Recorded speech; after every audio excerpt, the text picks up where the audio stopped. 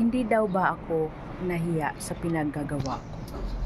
So yun yung mga comment na nababasa ko mga kainday sa aking FB page account. So marami tayong ano doon mga kainday, mga comment na hindi kaya-aya. Pero normal lang po yun mga kainday as a content creator na i-judge tayo ng mga tao, no? Kasi yun nga yung nakikita nila mga kainday. Pero sa akin lang mga kainday,